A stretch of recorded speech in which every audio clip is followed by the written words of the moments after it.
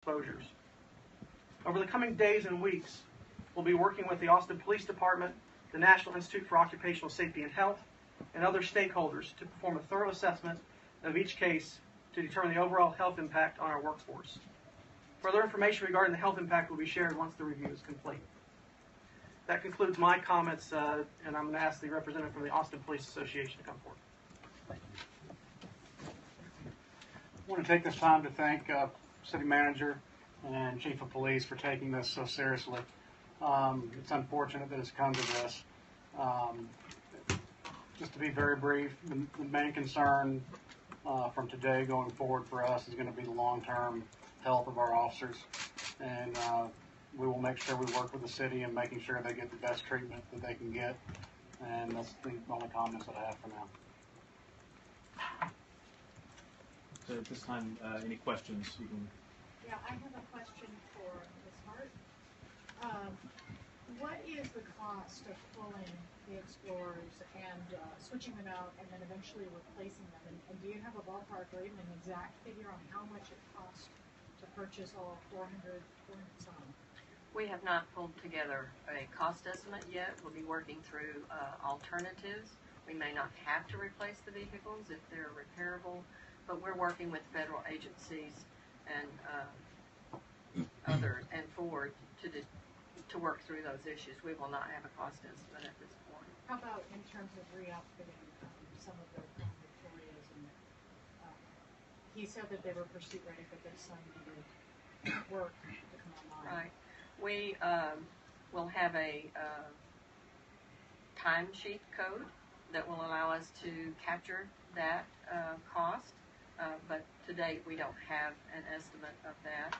They'll be working through the weekend and they will be using those codings so we can capture the cost, much like we would for a flood event. Anytime we have a event like that in our city, we use those types of time codes to track the cost in case we are able to get reimbursement from federal agencies like FEMA. Now, for the last 2 weeks, it's been mentioned, at least 2 weeks, I should say, that this was an option that was on the table, was being considered. What was the final straw, so to speak, to trigger this decision? Well, I think, again, my comments were the volume, the number of incidents. A couple of weekends ago, we had 5 officers that had this issue, but it was the number and the severity and the risk to our employee base. We don't take that lightly. In other communities, we have had officers who have had accidents, they've lost consciousness and had accidents. So it's not only the officer's safety, it's also the community. If you lose consciousness and you're driving a patrol car, you can cross lanes into oncoming traffic. So it really was a risk assessment, and we needed to work through the investigations, get the federal agencies down to it again. But it was one of protection of our employees and a risk assessment. We just couldn't go forward without taking some action at this time. Chief Manley, my question is for you. I'm curious about take-home vehicles and, like detectives are assigned to vehicles. Any change-ups going on there? Yes, there will be several officers that will no longer be able to take their vehicles home. Most impacted are some of our highway enforcement groups, the DWI team, some of the highway response teams. Within highway response, we will take half of the vehicles because they carry some pretty specialized equipment with them, big scales for the trucks, things like that, that you can't just store. But those officers, although they will lose the take-home car, will still have the ability, obviously, when they come to work each evening, day shift, whatever it is, to check out a vehicle. We're in a position now where we don't have the ability to leave that car with them during their off-shift hours or the times when they're having to come back and forth to court. They'll have to do as other officers do and use personal vehicle.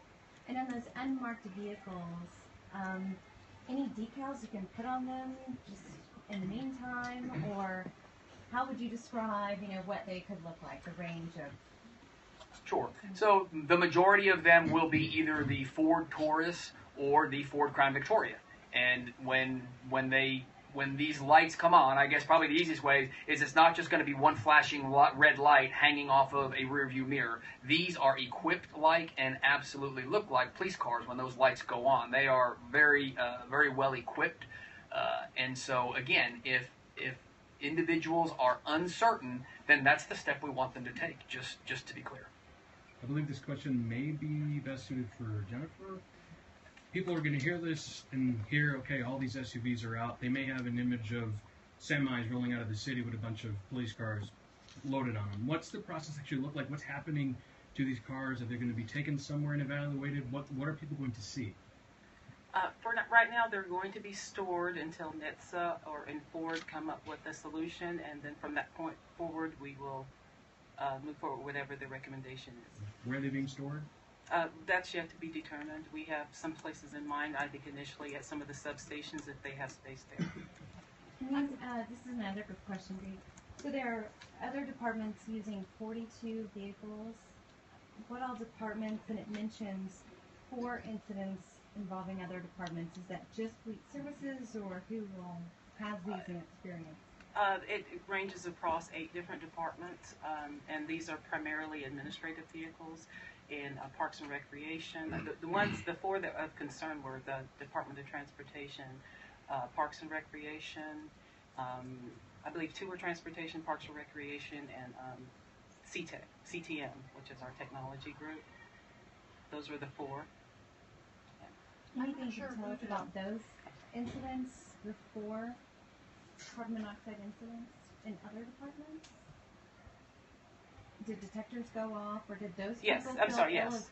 as well? Yes, those detectors went off in those vehicles, and we followed our normal protocol. I'm not sure who to address this to, whether it's the manager or you or the chief. Is there any idea of a timeline or a target date to get this issue finally resolved? From my perspective, until we get a determination from the investigators, what we do with the suspended vehicles, we'll have to wait until then.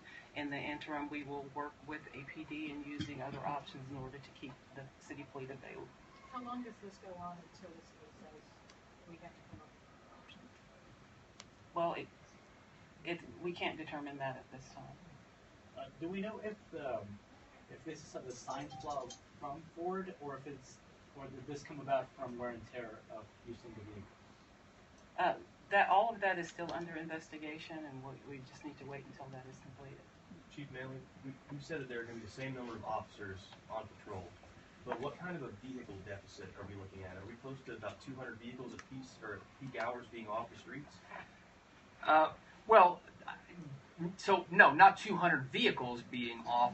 What I gave you was the 206 was on the night where we have the most shifts out, and if every officer came to work that night. Our officers, like anybody else's workforce, we have some on vacation, we have some on sick. That's why we staff the way that we staff. So probably the cleanest answer is just we're going to have half of the vehicles, but it also means that there may be the opportunity that if we have additional cars on any given night, some officers may be able to ride solo. We're just setting it up to handle ourselves on the busiest time when we'll be doubled up. Ken, I know you said you didn't want to comment too much, but I do have a question for you that I think you might be able to expand upon. You obviously have spoken to these officers on a daily basis. You're hearing from families. What do you think the reaction in the sense is going to be from officers on patrol today when they hear of these efforts? I think a lot of them will be relieved, and I think you'll also have some that haven't had problems with carbon monoxide yet, and they're going to be disappointed that they're having to ride with another person for an extended period of time. And once you get used to having your own car, that can be an issue. A lot of officers enjoy being doubled up, and a lot don't. But their safety comes first, and I've already expressed that to them. And I know there'll be some people that get upset with having their vehicles taken from them that are take-home, but that's too bad. And the safety of our officers comes before anything. What's the approximate cost of a fully equipped APD Ford Explorer, bought new and outfitted, retrofitted? We're looking around $60,000. That includes the vehicle and the cost of the radio and outfit. And decaling. Yes.